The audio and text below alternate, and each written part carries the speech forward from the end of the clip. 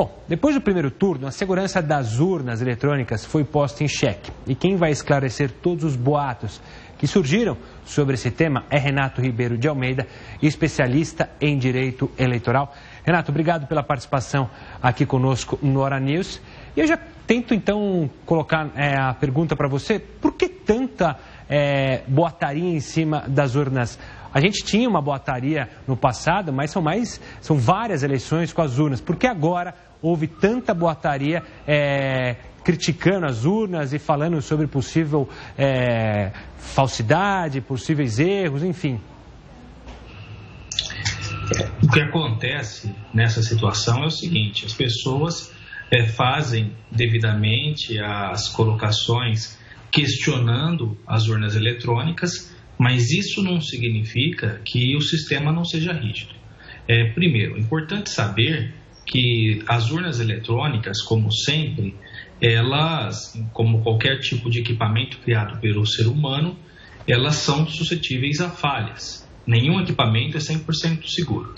Mas o que eu acredito é o seguinte: existe uma forte fiscalização por parte da Polícia Federal, por parte do Ministério Público Eleitoral, por parte da própria OAB e por parte da Polícia Militar, além da própria Justiça Eleitoral, que faz a fiscalização dessas urnas. Os casos devem ser levados, eventualmente, se alguém achar que se sentiu prejudicado, à Justiça Eleitoral para apuração de suposto ilícito ou fraude, mas é importante lembrar que as urnas, elas ainda são confiáveis, pelo menos ao que se tem em mente.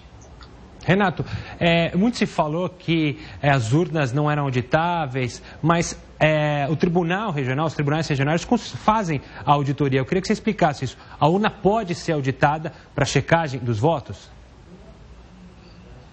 A urna, ela é auditada pelo Tribunal Superior Eleitoral. A urna, ela passa por todo esse tipo de fiscalização. E o que acontece é o seguinte: nós temos, evidentemente, uma importante colocação aí das urnas, que basta a gente lembrar do que acontecia quando não tínhamos a urna eletrônica. Por mais que se levante suspeitas sobre a urna eletrônica, é impossível se afirmar que essa situação seria menos gravosa quando nós imaginamos como era antes. Antes, quem se lembra, as urnas eletrônicas eram apuradas, as urnas em papel, as cédulas eram apuradas madrugada dentro, especialmente em quadras poliesportivas, em ginásios de esporte, em locais que não são tão adequados assim. E tinha um juiz e um promotor fiscalizando. O juiz virava as costas, alguém com uma caneta esferográfica ia lá e marcava 2 vezes para anular a cédula, ou até votava no lugar de quem não tinha votado. Isso não acontece mais com a urna eletrônica. Evidentemente que a fiscalização deve ser sempre constante, mas me parece que hoje fazer uma fraude em dimensão nacional é muito mais difícil do que simplesmente se imaginar alguém fazendo algum tipo de ilícito por meio da votação em papel. Falando em fraude, muito se fala, fizeram vídeos mostrando fraudes, que o Tribunal Superior Eleitoral rebateu na mesma hora, com vídeos mostrando que não havia fraude. De fato, existe algum caso comprovado ou, infelizmente, a gente vive da boataria para criticar as urnas? Alguma vez, em todas essas campanhas que foram usadas com urna, a gente teve algum fato que comprovou alguma fraude? Até hoje, em todo esse tempo de urnas eletrônicas, nenhuma fraude foi comprovada. Como eu disse, nenhum equipamento é 100% seguro, mas até hoje não foi comprovado nenhuma fraude e nós temos aí uma situação muito importante, que é a situação de ser fiscalizado.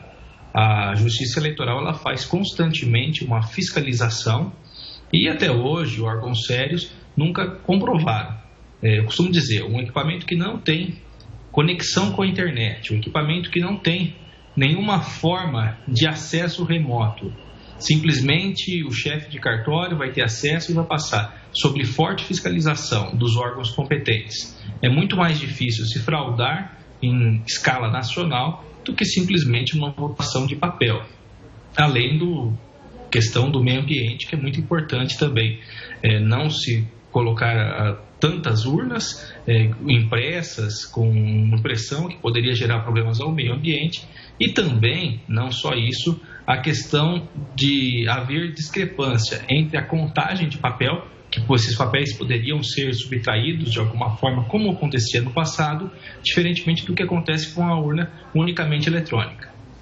Renato, para finalizar essa nossa conversa, a gente vai falar ainda nesse Hora News com especialistas mais ligados a fake news, mas como você viu o direcionamento do Tribunal Superior a esses vídeos que postaram nas redes sociais, essas boatarias, você acha que o Tribunal agiu de maneira rápida para tentar desmentir essa boataria que aconteceu principalmente durante o domingo? O Tribunal ele agiu de maneira rápida, com a velocidade que ele é possível atuar. É que muitas vezes a velocidade da justiça não é a mesma velocidade da internet, das redes sociais, dos aplicativos que acabam fazendo a manifestação das pessoas por meio das mensagens. Então, dentro dos limites possíveis que a justiça consegue atuar, foram feitas as reprimendas às fake news.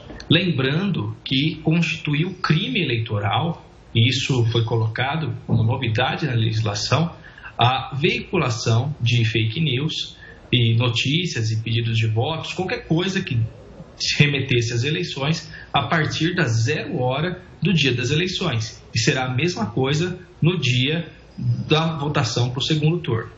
Tá certo, eu conversei com o Renato Ribeiro de Almeida, especialista em direito eleitoral. Obrigado pela participação conosco, Renato, e até uma próxima.